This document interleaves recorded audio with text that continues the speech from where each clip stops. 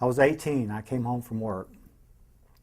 And when I walked in the door in this housing project in East Nashville, my father was sitting on the couch with my Uncle Wes, who was my mother's brother. They were drunk. Obviously, had been drinking all day long.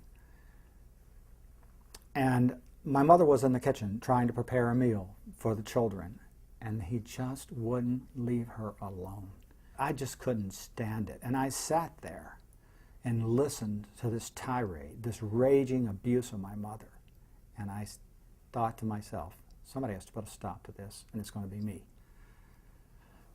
So I plotted and listened. I even smiled when they looked my way, because I knew I was going to have to do a surprise attack. I couldn't take them both on at one time. And my moment came when my Uncle Wes went up, stood up to go to the restroom. And as soon as he stood up, I always carried a knife with me for defense, even though I never used it.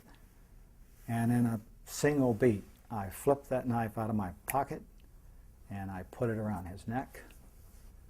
And I walked him to the front door and I said, "It is time for you to go." And I kicked him hard and he fell flat on his face. And then I dared him to get up and he didn't. And then I stood back, I let him walk away, and then I went back in to challenge my father. And my mother immediately started pleading with me not to take on my father, begging me, "Please, Doug, don't do this, please, please." So in respect to my mother, I sat down and eye-to-eye contact with my father. I said to him, "This is going to stop. And one of us is going to die if you don't stop it. Or you can leave." And he's got his courage up, and he says, "You're not too big to get your ass whipped."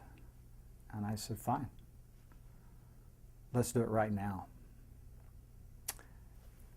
And I could see the fear in his eyes. And I walked outside and I sat on this little stoop, which is, these housing projects are all jammed together. It's horrible. And you could hear everything. And I heard my father's footsteps coming down those concrete steps that led up to the bedrooms. And I could hear every step. And I don't know, it was the strangest moment. I was so calm. And I feel once again that spiritual light was communicating with me, and it was saying, just stay where you are, be calm. And that's exactly what I did. I just stayed where I was. And my father walked down the steps, and he walked straight out the screen door, and I could hear this whole, the door closing and opening. And he stepped close enough to me where I could feel the cuffs of his pants brushing up against my back. And I kind of felt like maybe that was a moment where he wanted me to turn around. I thought maybe he might have had a knife in his hand. I suspected he did have a knife in his hand. My father had been known to cut people.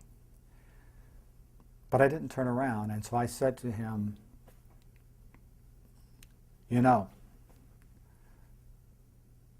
one of us is going to have to leave this house. I'm serious. You're going to have to change your ways. And he said, "What are you going to do about it?" And then I was damn sure that he had a knife in his hand. But I didn't turn around. I mean, I was being guided by this spiritual force, I'm convinced. And I sat there and I thought, well, that comment was pretty brave on his part. So I said back to him, "You know what happened. You know exactly what will happen." And then there was a silence. There's always a rule that the next one speaks loses. I wasn't about to say another word. And then he walked back into the house. He turned around, walked back into the house, went upstairs. He packed his clothes. He left.